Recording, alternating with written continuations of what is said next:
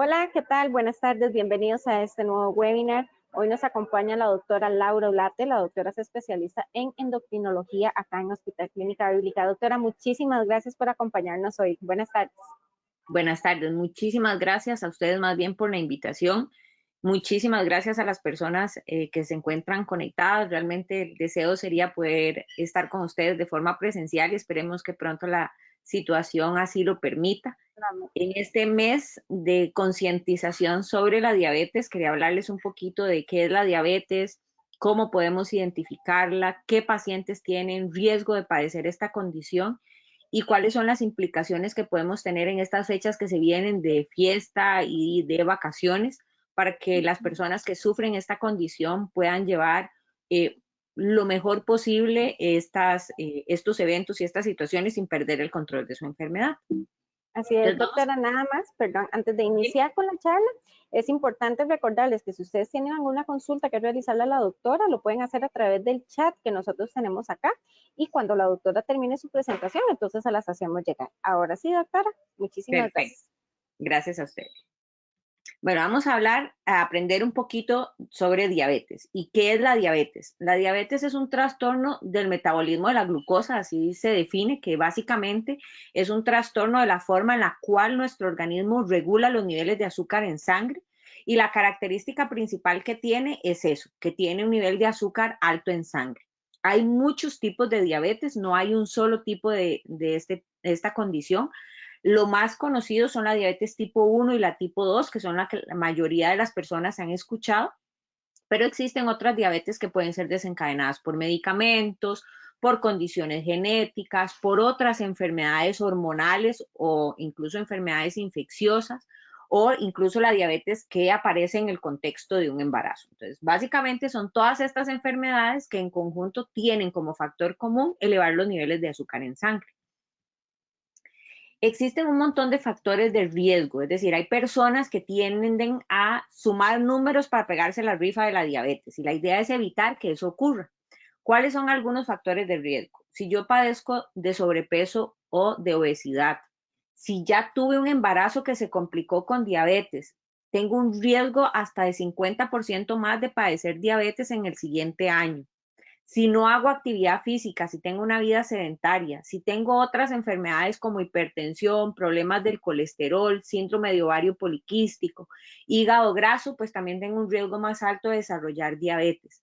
Si tengo malos estilos de vida, es decir, si tengo una vida que además de sedentaria y además de que padezco de sobrepeso o obesidad, le estoy sumando factores en donde no me alimento apropiadamente, consumo grandes cantidades de carbohidratos, de golosinas, de alimentos que son altamente procesados y además fumo, pues voy sumándole factores que hacen que tenga un mayor riesgo de desarrollar esta condición. Los antecedentes familiares son un factor súper importante. La enfermedad no se hereda y eso es importante que lo tengamos en cuenta. Lo que heredo es la posibilidad de padecer esta condición porque voy a tener una mayor resistencia a la insulina y entonces eso hace que tenga un mayor riesgo de desarrollar la enfermedad. Si a eso yo le voy sumando factores, que son todos estos que habíamos mencionado, de sobrepeso, de malos hábitos, de sedentarismo y demás, pues lo que voy a hacer es aumentar las probabilidades de que desarrolle diabetes. ¿Cuáles son los síntomas de la enfermedad? Lo malo de esta condición es que en las primeras etapas no da síntomas. Los síntomas se presentan ya cuando el paciente tiene la condición y es irreversible. Puedo controlarla, mas no puedo evitar progresar a ella.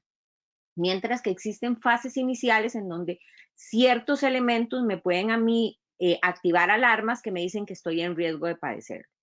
Cuando ya la enfermedad se presenta, yo lo que voy a tener es que voy a perder peso, puedo tener visión borrosa, aumenta la cantidad de agua que consumo, tengo una mayor frecuencia de ir a orinar, empiezo a sentirme muy cansado. Son síntomas que puedo percibir, pero ya cuando la enfermedad es ya muy llamativa y mis niveles de azúcar están muy elevados. En las fases iniciales, yo lo que puedo identificar es, por ejemplo, que me aparecen manchas a nivel del cuello, de las axilas, de los nudillos, que son básicamente expresiones de esa resistencia a lo que es la insulina. tengo más resistencia a la insulina y eso hace que tenga esas manifestaciones en la piel, que son áreas que son más oscuras, que pueden incluso confundirse con suciedad, y además tengo las condiciones de que aparecen como las famosas cabecitas de vena, que es lo que la gente llama cabecitas de vena. Eso hace que las personas tengan como ciertos signos de alerta de que algo está pasando en su organismo y que podrían tener un riesgo para desarrollar diabetes. Y en las fases más tempranas, pues básicamente se va a identificar con exámenes de laboratorio. Si no me hago un examen de sangre, no voy a lograr identificar realmente qué es lo que está sucediendo, hasta que ya aparecen los síntomas que habíamos mencionado anteriormente. ¿Cuáles son las consecuencias de la enfermedad? Si una persona con diabetes tiene un adecuado control y sus parámetros están en metas, esa persona puede tener una vida completamente normal y tener un pronóstico de vida similar al que tiene cualquier otra persona. Sin embargo, las personas que no controlan su diabetes de forma apropiada sí tienen un mayor riesgo de desarrollar complicaciones. Y estas complicaciones van desde las dificultades para ver, los problemas de dolores en las extremidades, la posibilidad de que me amputen una pierna por alguna infección o porque la circulación se ha deteriorado durante la enfermedad, que mis riñones dejen de funcionar, que sufra un derrame cerebral o que sufra un infarto cardíaco, que se me hagan úlceras en las piernas. Todo eso son factores que van sumando si yo no me controlo apropiadamente de mi enfermedad. Si lo hago bien, pues no debería haber ninguna complicación asociada y debería tener una vida casi que completamente normal. El primer paso cuando hablamos de diabetes es eso, es conocer qué es la diabetes, qué lo produce, cuáles son los factores que voy a tener que tener en cuenta como factores de riesgo para desarrollar la enfermedad. Y la otra son conocer algunos factores claves de cómo se controla esta enfermedad. Entonces, lo primero que yo tengo que saber es que las mediciones son básicamente ver cómo están los niveles de azúcar en sangre. Yo puedo medir los niveles de azúcar en varios momentos del día y la interpretación va a depender de ese momento en el día. Entonces, una persona normalmente en ayunas debería tener una glicemia por debajo de 100. Una persona con diabetes suele tenerlo por encima de 126. Las personas que lo tienen entre 100 y 125 se llaman prediabéticos. O sea, son personas que ya están en riesgo de ser diabéticos, pero que todavía no lo son. Una persona 2 horas después de comer debería tener los niveles de azúcar por debajo de 140. Una persona con diabetes antes de recibir tratamiento suele tenerlos por encima de 200. Y las personas entre 140 y 200 sin haber recibido tratamiento son personas que se consideran prediabéticas. Sin embargo, no solamente vamos a medir los niveles de azúcar en sangre para saber si una persona está en riesgo de padecer diabetes o que ya tenga la enfermedad. Existen otros patrones que me permiten ver cómo ha estado la enfermedad meses antes de que yo haga el examen. Porque ese examen de sangre que yo estoy haciendo en ese momento, pues es una determinación en un momento del tiempo, en este momento. Es una fotografía, por decirlo de alguna manera. Este otro examen que se llama hemoglobina glicosilada es un examen que es como ver una panorámica. Me permite ver cómo ha estado el control de este paciente 3 meses anteriores a la toma de la muestra de sangre. Eso es lo que se llama hemoglobina glicosilada. La hemoglobina glicosilada sirve para control, para seguir a los pacientes que ya son diabéticos y también sirve para identificar a los pacientes con riesgo de padecerlo. Lo normal de esta hemoglobina glicosilada es menos de 5.6 y en una persona con diabetes suele estar por encima de 6.5.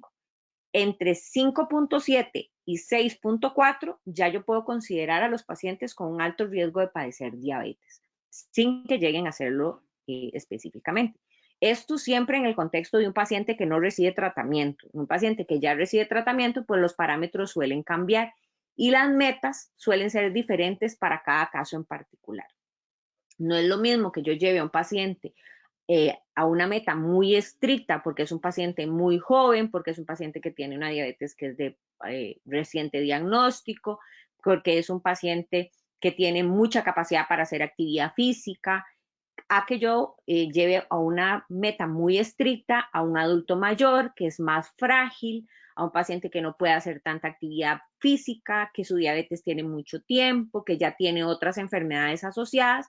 Entonces, a esos pacientes no hay que ser a veces tan estrictos porque la posibilidad de provocarles daño suele ser muy alta si me vuelvo tan estricto como lo puedo hacer con una persona que tiene otras características. Entonces, esas metas o esos factores claves van a cambiar de paciente a paciente dependiendo de las características que tenga. Hay otros factores claves que no solamente implican la parte del control del azúcar en sangre, sino que esta enfermedad de la diabetes suele ser un poco cobarde y entonces nunca viene sola, sino que se acompaña de otras condiciones. Y suele acompañarse de problemas de colesterol y triglicéridos y de problemas de presión arterial. Entonces, los pacientes también tienen que controlar esos factores para tener una adecuada calidad de vida y sobre todo una adecuada cantidad de vida. Entonces, tengo que hacer un equilibrio entre lo que es el colesterol bueno y el colesterol malo. Los pacientes con diabetes o con factores de riesgo de diabetes suelen necesitar niveles de colesterol mucho más bajos que lo que dice el laboratorio. Y entonces eso es importante que ustedes lo sepan. Es importante tener en cuenta que los rangos de laboratorio son rangos para los equipos, no son rangos para los pacientes. Entonces, el que un examen esté bien según los rangos que me dice el laboratorio, no significa que esos rangos estén bien para mí, significa que están bien para el equipo que está calibrándolos. Y en la mayoría de los casos, dependiendo de las características, eso podría coincidir, pero en un paciente con diabetes no es así. Un ejemplo, un paciente con diabetes, el laboratorio le puede decir que es normal tener un colesterol malo en 170, porque ese es el rango que da la máquina. Pero un paciente con diabetes debería tener un colesterol malo en menos de 100, dependiendo de los factores que tenga. Y si es un paciente que se llama de alto riesgo cardiovascular, debería tenerlo en menos de 50. Y aun cuando el laboratorio le diga otra cosa. Entonces, es importante que ustedes con su médico hablen de este tipo de cosas y puedan decirle cómo están todos estos parámetros. La presión arterial es otro de los factores que hay que manejar cuando un paciente tiene diabetes o riesgo de diabetes. Y esta debe ser menor de 130/80 para que uno pueda considerar que está bien controlado. El tercer paso es que ya cuando yo sé cuáles son los factores de riesgo y qué es la enfermedad, cuando ya sé cuáles son los factores que tengo que manejar con la enfermedad, pues los pacientes que tienen con la enfermedad tienen que aprender a vivir con ella. Esto no es una sentencia de muerte, ni mucho menos, es una condición con la cual se puede vivir durante muchísimo tiempo y tener una vida completamente normal, siempre y cuando se sigan ciertas recomendaciones. Entonces, una de ellas es que los pacientes tienen que alimentarse bien. Eso significa que tienen que tener una dieta que sea balanceada, una dieta que sea adecuada y una dieta que sea individualizada para las características que tiene esa persona. Una de las preguntas que a uno le hacen los pacientes es si tienen que dejar de comer X o Y alimento. Una de las cosas que tienen que saber es que los pacientes con diabetes pueden comer de todo. La clave está en cuánto y cada cuánto como ese de todo. Entonces, si yo estoy bien controlado y en una fiesta me dan un pedacito de pastel, pues puedo consumirlo porque estoy bien controlado y porque es algo esporádico. Lo que no puedo hacer es comerme medio pastel y hacerlo todos los días. Pero esos pequeños permisos van a depender mucho de qué tan bien controlado estoy de mi enfermedad. Tengo que mantenerme activo diariamente. Entonces, cosas que puedo hacer en el día a día para mejorar mi actividad física. Si manejo, me muevo en carro, puedo estacionar un poco más lejos de donde voy para poder caminar esa distancia. Si viajo en transporte público, me puedo bajar una parada antes para poder caminar esa distancia hacia el destino que yo tengo ya establecido. Trato de no utilizar el automóvil para realizar desplazamientos cortos, es decir, para ser mandado cerca de mi casa o cerca de la oficina, prefiero ir caminando o si tiene bicicleta hacer ese tipo de deporte para ir incorporando actividad física. Si trabajo en un edificio, por ejemplo, puedo subir las escaleras en lugar de utilizar el ascensor. Camino cuando hablo por teléfono, o sea, empezar con esos desplazamientos y andar caminando mientras estoy hablando por teléfono. haga ejercicio en casa cuando vea televisión. A veces, ay, qué cansado, estamos bien, llevo todo el día trabajando y llegar a hacer ejercicio.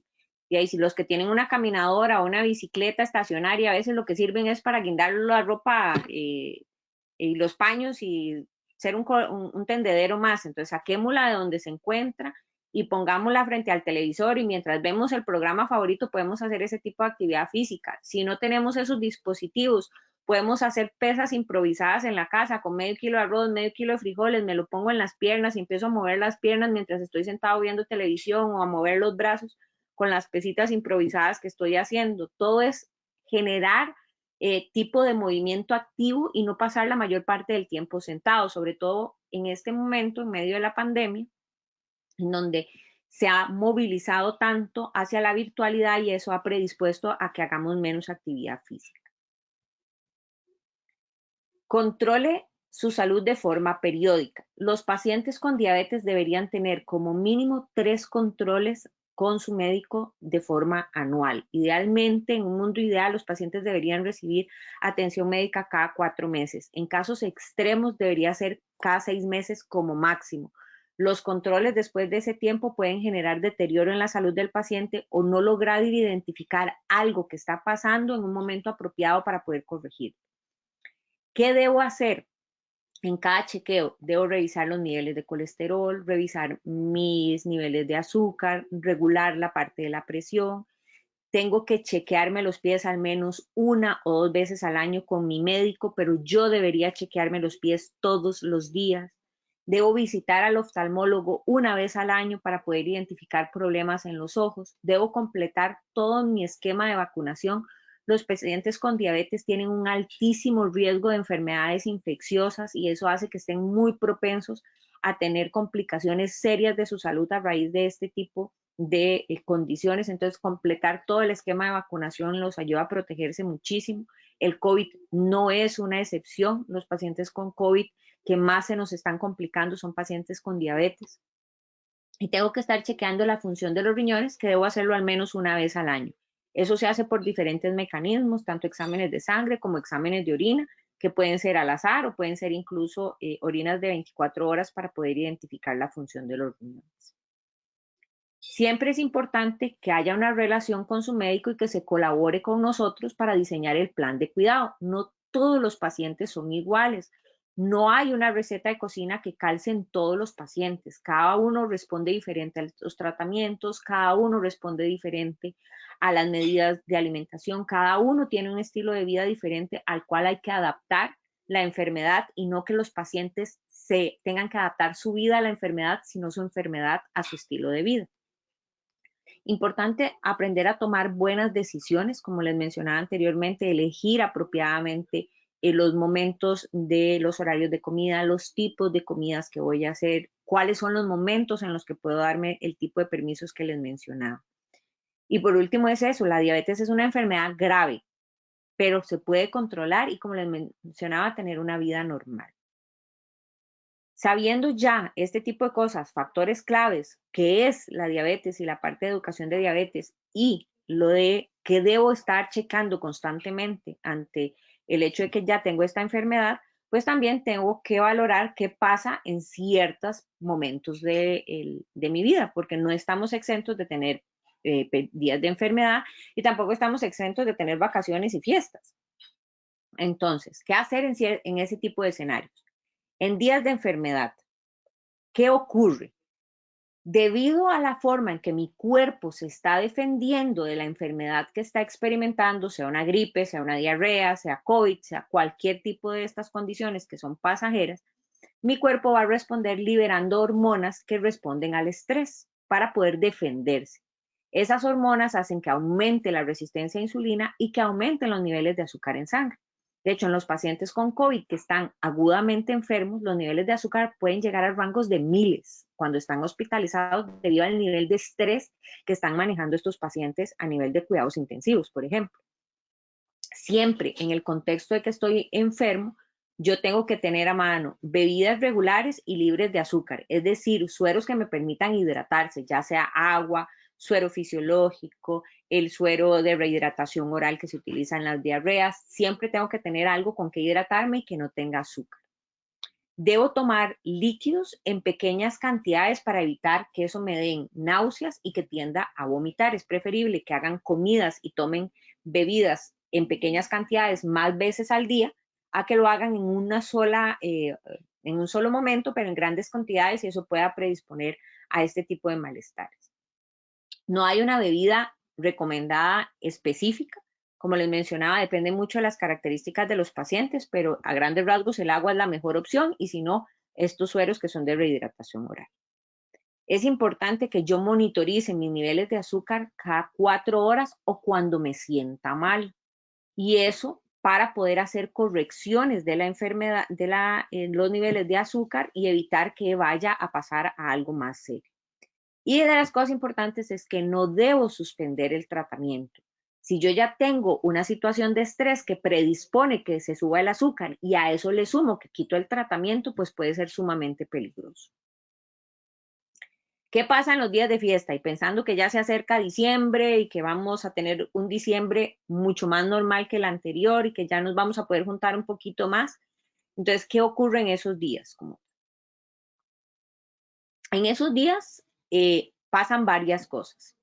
En esos días tendemos a consumir alimentos en exceso, tendemos a tener la idea de que las convivencias sociales tienen que pasar o estar alrededor de una mesa. El hecho de que yo consuma ciertos alimentos puede deteriorar mi capacidad para reconocer ciertos síntomas. Entonces, si yo consumo licor y no estoy acostumbrado a consumir licor, puede ser que esa sensación de mareos y de malestar que perciba lo achaque a la bebida alcohólica que consumí y no al hecho de que puedo tener un bajonazo de azúcar y eso puede ser contraproducente. Suele haber momentos en que el consumo de alcohol hace que no aumenten apropiadamente los niveles de azúcar en sangre porque no hay una reserva adecuada de azúcar a nivel del hígado y eso hace que sea más complicado el tratamiento de esta condición. Entonces, recomendaciones para esos días de fiesta. Consumir los alimentos con las bebidas, porque entonces eso hace que me mantenga más lleno y que tenga tendencia a consumir menos alimentos y ojalá que esas bebidas sean libres de azúcar. Colocarse menos insulina del usual, eso es entre comillas y eso es cuando voy a consumir alcohol y depende si lo voy a consumir asociado a alimentos o no, porque el licor puede predisponer a bajonazos de azúcar, sobre todo cuando lo hago sin consumir alimentos. Si lo voy a hacer consumiendo alimentos, no tengo por qué bajar los niveles de insulina. Consumir proteínas o grasas antes de dormir, eso hay que tratar de evitar que ocurra, ¿de acuerdo? Porque va a hacer que yo tenga una sensación mayor de reflujo. Beber con moderación, como les mencionaba, es sumamente importante y checar la glicemia en la madrugada y desayunar antes de lo usual, precisamente por lo mismo, porque puede ser que el consumo de licor durante las horas de la noche pueda predisponer a que se me baje el azúcar en la madrugada. Si por el contrario consumí muchos alimentos durante la noche, más bien puedo empezar a amanecer más alto y en ese caso debería corregirlo adelantando mi tratamiento. Y por último, la parte del ejercicio. El ejercicio es otra historia. Cuando empiezo a hacer actividad física, debo hacerlo de una manera moderada.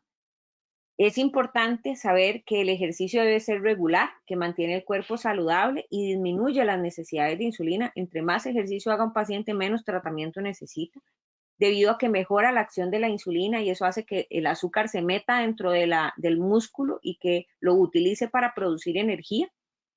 Y ese beneficio se mantiene incluso después de que yo pare de hacer la actividad física, se puede mantener incluso por horas después de que he detenido el ejercicio, pero sí tengo un mayor riesgo de tener bajonazos, precisamente porque los músculos tienden a chupar más azúcar, entonces eso hace que bajen los niveles más rápido en sangre. Entonces, si yo tengo que hacer actividad física, lo ideal es que me chequee antes de iniciar esa actividad y además que lo haga de forma regular dependiendo del tiempo que voy a hacer en actividad física. Si es solo una hora, pues no va a haber mayor problema. Pero si voy a hacer una maratón en donde voy a correr 3, 4 horas, probablemente voy a necesitar estarme checando a la hora y media o incluso antes. ¿Qué debo hacer? Eso, checarme la glicemia al inicio y cada 30 a 60 minutos dependiendo de la actividad física. Contar con fuentes de carbohidratos adicionales, es decir, tener ahí una barritas de estas o estos alimentos que son que tienen un contenido X de carbohidratos, puedo tener una fruta, puedo tener un jugo que me suministre una cantidad apropiada de carbohidratos en determinado momento. Puedo tomar snack extra si es necesario, es decir, si yo hago ejercicio y veo que después se me está bajando mucho, pues yo puedo tomar un snack adicional, o por el contrario, puedo valorar cambiar la dosis de insulina antes de hacer ejercicio para evitar que se me baje después de eso. Y por último, debo evitar que se me suba o se me baje el azúcar. Entonces, ¿qué es lo que ocurre cuando se me sube demasiado? Y esto estamos hablando en el contexto de ejercicio, de fiesta, de enfermedad, de cualquier otro, de viajes, de vacaciones, de cualquier otro contexto que podamos hacer. Normalmente, el azúcar se sube gradualmente y los síntomas van apareciendo así. Entonces, signos de alarma: si tengo una sed excesiva, si orino mucho, si tengo mucho sueño o paso muy somnoliento, si me fatigo muy rápido, si tengo un aliento como de frutas, si tengo heridas que no tienden a sanar, son signos de que tengo alta el azúcar y que puedo necesitar atención médica. ¿Cuáles son señales de advertencia? Sobre todo la sed excesiva, las veces que va uno al baño mucho más frecuente para orinar y que tengo a tener mucha hambre. Esas son señales de advertencia de que algo está pasando y que no está pasando apropiadamente, ¿de acuerdo? Las causas de que se me suba el azúcar es que no sigo el régimen de alimentación a la que se me ha recomendado, no me administro la medicación o disminuyo las dosis de forma importante sin una razón específica, si estoy en una condición de enfermedad en donde me genera fiebre y me genera todas las elevaciones de las otras hormonas que mencionábamos, o si estoy sometido a alguna situación de estrés emocional o incluso físico, como puede ser un accidente de tránsito o una cirugía a la que me van a someter. ¿Qué puedo hacer si se me sube mucho el azúcar? Entonces, si yo tengo sospecha, lo ideal es realizarme un control. Si el control me confirma que efectivamente tengo la glicemia, el azúcar alta, entonces tengo que empezar a actuar. Si además yo tengo mucha sed y deseos frecuentes de orinar, puedo beber líquidos, pero idealmente agua o líquidos no azucarados, porque si le sigo metiendo azúcar a mi organismo, pues eso no voy a detener el proceso que me está llevando a sentirme mal. Y tengo que evitar hacer ejercicio si tengo un nivel mayor a 250, porque más bien va a ser contraproducente para mi salud. Por otro lado, si tengo un bajonazo, ¿qué es lo que tengo que hacer? Cuando hablamos de bajonazos, hablamos de descensos del azúcar a menos de 70. Hay quienes dicen que debe ser menos de 54, hay otros que dicen de menos de 80, pero en promedio es menos de 70. Esta es la emergencia más común en el control de los pacientes con diabetes. Y la ventaja es que tiene un tratamiento muy rápido, es simplemente comer algo antes de que la condición prosiga y se vuelva más seria. Lo que les permiten es consumir ya sea tabletas de glucosa que tienen una cantidad específica de azúcar en estas tabletas. Puedo también consumir medio vaso de jugo de frutas, puedo consumir medio banano, puedo consumir un par de cucharaditas de azúcar disueltas en agua. Ese tipo de alimentos que me permitan elevar rápidamente el azúcar. Incluso un confitillo ahí por ahí si es lo único que tengo a mano para poder elevar los niveles de azúcar. Siempre es importante que yo me haga una determinación antes, porque existen momentos en donde los pacientes pueden percibir síntomas de un bajonazo cuando realmente no lo es. Y eso hace que más bien se suba mucho el azúcar. Entonces, lo ideal es que yo pueda checarme los niveles cuando me siento mal. ¿Cuáles son los síntomas de hipoglicemia o los síntomas de estos bajonazos? Voy a ponerme a temblar mucho, me da taquicardia y palpitaciones, empiezo a sudar frío, me dan ganas de vomitar, veo borroso, me siento súper cansado. Si me da durante la noche, cuando tengo sueño, puedo ser que me mueva muchísimo, que amanezca con dolor de cabeza, o que haya tenido pesadillas durante el sueño, son signos de que algo puede estar pasando. Si eso no se revierte apropiadamente y de forma rápida y avanza hacia situaciones más severas, pues los pacientes pueden perder la conciencia, convulsionar e incluso morir por una hipoglicemia. Entonces, por eso es importante identificarlas y tratarlas a tiempo. Y por último, lo que yo debo hacer es un equilibrio realmente entre mi tratamiento, que puede ser insulina u otros medicamentos que apoyen a la insulina y los niveles de glucosa, que me permitan realmente tener un control apropiado de mi enfermedad. ¿Cómo prevenir estos bajonazos y estas condiciones? Siempre respetando los horarios de comida. Si voy a practicar ejercicio, consumir alimentos de cierta cantidad de carbohidratos antes de realizarlos para evitar que se haya un descontrol. Y lo que les mencionaba, puedo utilizar esta cantidad de glucosa. Y en los casos ya más extremos, pues puedo utilizar esto que se llama glucagón, que es cuando ya los pacientes se encuentran inconscientes para poder revertir un bajonazo, ¿de acuerdo? Este es lo que mencionábamos de la hipoglicemia nocturna, que es la que se produce durante la noche, y para evitarla, lo ideal es que una persona se acueste con un nivel de glucosa mayor de 100. Sobre todo en los pacientes que utilizan insulina, lo ideal es que coman algún tipo de snack antes de acostarse, ya sea un atol, ya sea una fruta, algún tipo de merienda que puedan consumir antes de acostarse para prevenir los bajonazos durante las horas del sueño.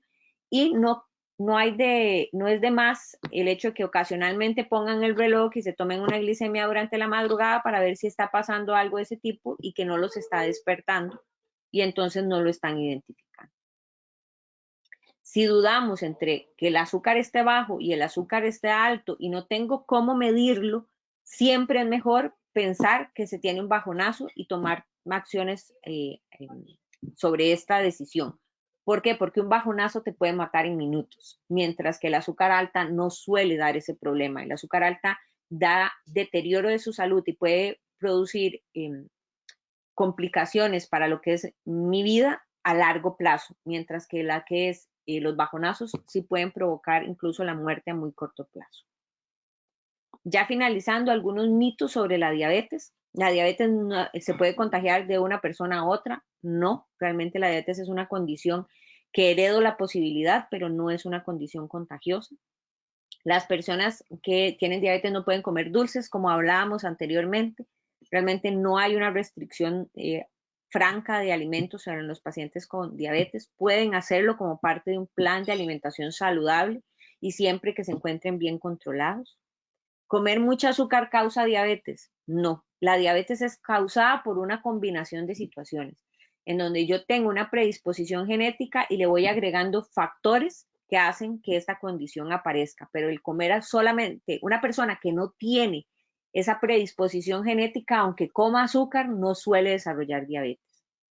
La fruta es un alimento saludable y por lo tanto está bien comer toda la fruta que quiera. No es cierto. La fruta contiene azúcar, contiene carbohidratos y por lo tanto debe estar incluida en el plan de alimentación de cada paciente y debe estar regulada la cantidad de fruta que una persona puede consumir y los tipos de frutas que puede hacerlo para mantener un adecuado control. Y eso sería básicamente lo que tenía para ustedes y estoy abierta a las preguntas que deseen. Muchísimas gracias, doctora, por esta importante presentación y de hecho sí tenemos acá consultas. La primera de ellas dice, ¿por qué tengo más hambre ahora de lo que tenía previamente? Eso depende mucho del tratamiento que vaya a recibir cada persona. Entonces, normalmente las personas que utilizan insulina, por ejemplo, tienden a tener una mayor sensación de hambre, porque la insulina es una hormona que induce a lo que es el almacenaje de energía. Entonces, sí tienen una sensación mayor de hambre. Hay otras personas que sin utilizar insulina pueden tener esa mayor sensación y eso se debe a que los reguladores de la sensación de hambre y de saciedad que se encuentran en el cerebro, pues se cambian un poquito cuando hay resistencia a la insulina. Entonces son pacientes que necesitan niveles más altos de nutrientes para poder, digamos, cerrar esos botoncitos o apagar esos botones que me hacen sentir hambre. Entonces eso hace que las personas puedan tener esa mayor sensación aun cuando tienen un buen control de su enfermedad. Doctora, la siguiente consulta dice, ¿hay alguna relación o peligro si padezco de hipoglicemia reactiva con que a futuro pueda desarrollar diabetes 2? Eso porque parece que mi cuerpo reacciona disparando más insulina cuando como mucho carbo y me da hipoglicemia. Todos mis exámenes salen bien y no soy diabética. Recomendaciones. Gracias. Sí, efectivamente la hipoglicemia reactiva es otra enfermedad, es otra condición, no predispone al desarrollo de diabetes. Y básicamente lo que ocurre en una persona con hipoglicemias reactivas es que no coincide el pico de insulina que se genera cuando comemos alimentos con la absorción del alimento. Entonces, digamos que la insulina empieza a liberarse antes de que aparezca la cantidad de nutrientes en sangre. Entonces eso hace que se baje y entre más simples sean los carbohidratos, más probabilidades de que desarrollen las hipoglicemias. Entonces, ¿qué es lo que se les recomienda a estos pacientes? Evitar ese tipo de azúcares, eso es súper importante. Si van a consumir algún tipo de carbohidrato simple, que lo acompañen de algo más, que puede ser proteína, que puede ser grasa o que puede ser carbohidratos más complejos, para que la absorción sea más lenta y ese pico de estímulo del azúcar tienda a coincidir con la absorción de los alimentos y tengan un menor riesgo de bajonazos. Existen en los pacientes, para los pacientes que no responden a los cambios nutricionales en hipoglicemia reactiva, algunos medicamentos que lo que hacen es hacer que el tránsito intestinal sea más lento, entonces que la absorción de los nutrientes sea más pausada y que tengan menos riesgos de hacer ese bajonazo, porque mucho de lo que ocurre es porque el tránsito es muy rápido. Entonces, al enlentecer el tránsito gastrointestinal, suelen controlarse las hipoglicemias reactivas en los pacientes que no responden a cambios nutricionales. Doctora, la siguiente consulta dice, vamos, perdón. ¿Cuáles son las frutas que debo regular la ingesta? En realidad, lo que ocurre es que los alimentos, y entre esos las frutas, se pueden clasificar según lo que se conoce como índice glicémico.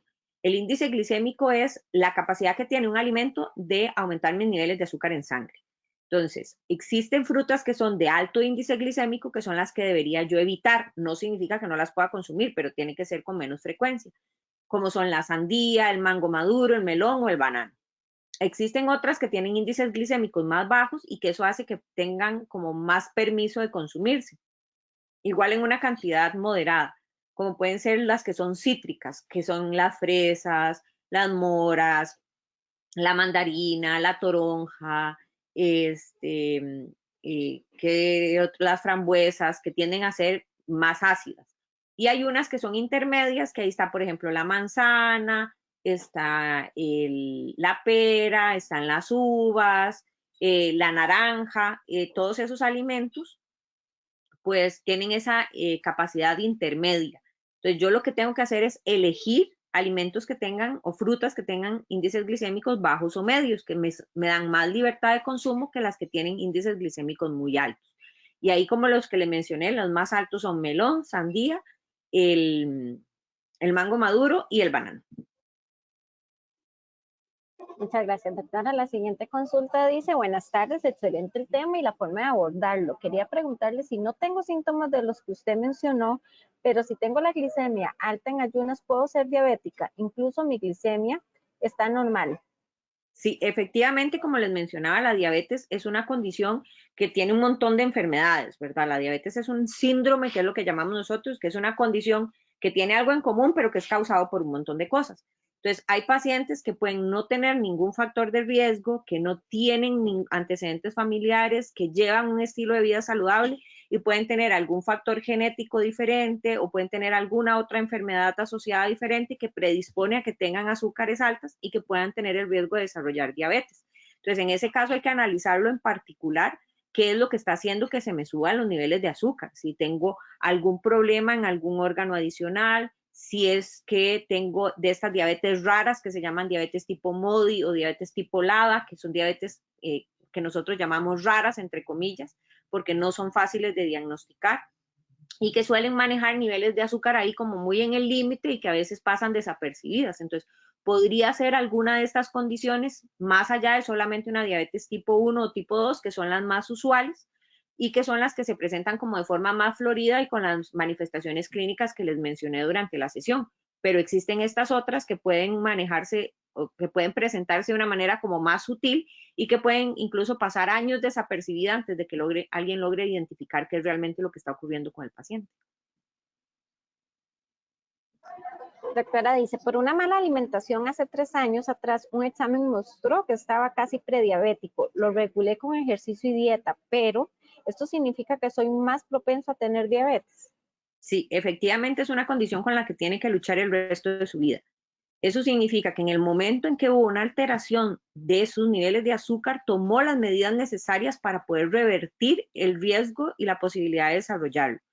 Entonces logró devolverse al estado de normalidad. Sin embargo, el riesgo persiste. Entonces, son pacientes que si se descuidan y vuelven a los hábitos anteriores que habían predispuesto inicialmente los niveles altos de azúcar, puedan volver a presentar niveles altos de azúcar y el riesgo de diabetes vuelve a aparecer. Entonces, sí son pacientes que tienen que luchar toda su vida con mantener esos estilos de vida para evitar progresar a diabetes. Lastimosamente, ese factor no se logra eliminar, pero mientras mantenga los cambios que instauró para revertir esa condición en el pasado, pues no debería por qué temer la evolución hacia esta condición. Muchísimas gracias, doctora. Acá una última consulta. Dice, ¿qué causa que vea borroso o doble? A veces me siento mareado o indispuesto. ¿Qué causa esto?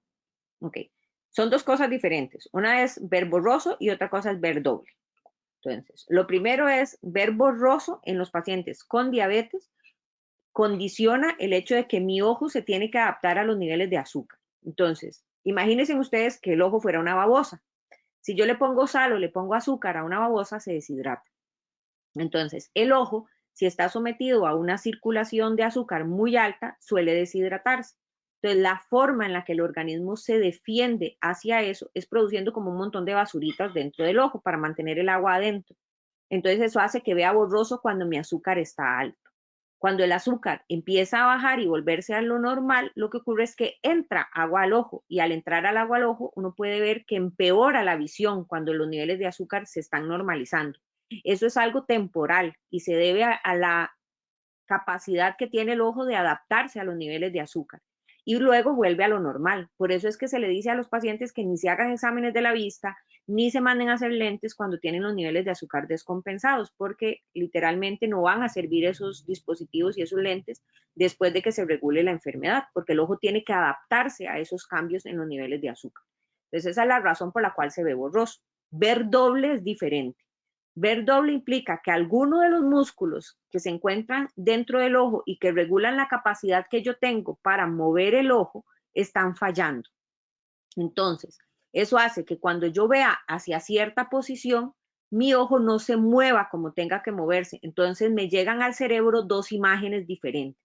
Eso ocurre, por ejemplo, en los pacientes que tienen extravismo, o sea, que tienen un ojito tirado hacia algún lado cuando nacen. Tienden a ver doble, porque un ojo recibe una información y el otro recibe otra. Entonces, el cerebro las procesa como dos imágenes separadas y se tiende a ver doble. Entonces, eso es muy usual verlo en los pacientes con diabetes que tengan parálisis de alguno de los músculos y se llaman parálisis de los pares craneales, que son los que se encargan del movimiento de esos músculos. Eso es una de las causas en diabetes. Sin embargo, el ver doble no es normal y no es normal nunca. Una persona que ve doble tiene que ser revisado por un oftalmólogo y por un neurólogo, porque puede haber algo serio que está ocurriendo y que debe revertirse. Si esa visión doble es como intermitente, es decir, viene y va, puede estar condicionada por eso de los pares craneales. Si es algo permanente, podría ser incluso algo más serio que amerite una intervención apropiada. Entonces, ver doble nunca es normal y nunca es posible que un paciente con diabetes, independientemente de la condición en que esté en sus niveles de azúcar, sea normal que vea doble. Entonces, la recomendación mía en ese caso es que lo revise un oftalmólogo y que dependiendo de lo que diga el oftalmólogo, si hay algún deterioro de alguno de los músculos, se puede hacer un examen más profundo para ver por qué ese músculo se ha detenido y si hay algo más serio que haya que intervenir. Doctora, aprovechando la consulta, dice, ¿la diabetes también afecta el oído al igual que afecta a los ojos, entonces? Tiende a ser menos frecuente, pero sí suele afectarlo, porque la diabetes afecta a los nervios. Entonces, y los nervios hablamos como de la conexión eléctrica que tenemos nosotros, que somos como una casa y tenemos un cableado eléctrico, y la diabetes suele pelar los cables. Entonces, cuando se ocurren esos cables que se pelan, empiezan a aparecer manifestaciones, que pueden ser, como le digo, lo de los ojitos, puede ser el hecho de que tenga dolor o que deje de sentir una parte del cuerpo, por ejemplo, que tenga sus dolores que es como quemadas, como ardor, como cuchillos o punzadas, que también son dolores producidos porque se pelan esos cables que tenemos en nuestro cuerpo.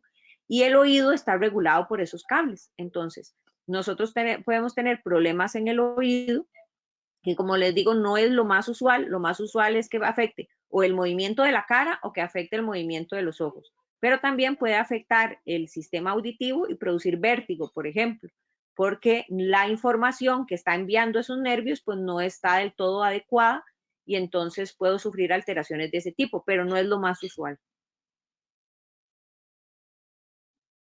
Buenas tardes, doctora. Después del COVID salí con el azúcar alterada. De Levi's me enviaron a tomar metformina 500 miligramos. ¿Cada cuánto debería estar chequeándome para que no pase a ser prediabetes? Una de las cosas es que en el escenario del COVID todavía tenemos mucho por aprender. Los pacientes con diabetes y COVID se complican mucho y los niveles de azúcar suelen subir muchísimo. Pero algo que hemos estado viendo es que los pacientes con COVID que no tienen factores de riesgo para diabetes o que no eran diabéticos antes de la infección están desarrollando diabetes. El escenario o las razones por las cuales está ocurriendo esto no las conocemos todavía por completo. Existen algunas hipótesis de cuáles son las razones por las cuales están desarrollándose la diabetes posterior al COVID y una de esas es que pareciera que el virus produce inflamación a nivel del páncreas y produce que las células que producen insulina sufran durante varios tiempos procesos que las inflaman y las destruyen. Entonces eso hace que los pacientes puedan desarrollar diabetes posteriormente. Existen otras cosas, otras hipótesis de por qué se está desarrollando este tipo de enfermedades, pero todavía, como les digo, falta mucho por aprender. En estos pacientes que están desarrollando problemas de control de azúcar después de esta condición, pues algunos salen solamente con metformina y la idea es que tomen al menos 1500 miligramos de metformina al día para controlar los niveles. No podría garantizarle que esto no evolucione hacia una enfermedad más severa en cuanto a la parte de diabetes porque todavía no conocemos exactamente qué va a pasar en estos escenarios. Sin embargo, las recomendaciones que mencionamos de llevar un estilo de vida saludable, de hacer actividad física, de evitar vicios o situaciones que son más nocivas para nuestro organismo como fumar o beber en exceso, pues todo eso va a ayudarle a que no evolucione hacia esta condición. Pero si está relacionado estrictamente con la infección por COVID, pues existe ese temor latente que a futuro pueda desarrollarlo, hagamos lo que hagamos, hasta que no podamos entender bien cuáles son los mecanismos por los cuales esto está ocurriendo. Y doctora, la última consulta dice, ¿los malos hábitos de sueño o algún problema o trastorno del sueño pueden aumentar las probabilidades de generar diabetes? El trastorno del sueño puede aumentar la resistencia a insulina y la resistencia a insulina puede incrementar el riesgo de desarrollar diabetes. Entonces, sí, efectivamente, los malos patrones del sueño pueden aumentar las probabilidades de desarrollar esta condición. Muchísimas gracias, doctora, y muchísimas gracias también a las personas que se conectaron. De hecho, acá doña Rosaura nos indica que si la charla la pueden enviar por correo. Doña Rosaura, a partir de mañana esta charla queda en los canales del hospital, tanto en el canal de YouTube como en el canal de Facebook, para que así ustedes también la puedan volver a ver e incluso la puedan compartir. Doctora, nuevamente las gracias. Muchísimas gracias a ustedes y de verdad un saludo a todos. Me encantaría poder estar presencialmente. Esperemos que pronto podamos volver hacia ese contacto humano que tanto nos hace falta. Así es, ojalá doctora para el próximo año esperemos y los esperamos acá en Hospital Clínica Bíblica. Muchísimas gracias y feliz tarde a todos. Gracias a ustedes, hasta luego.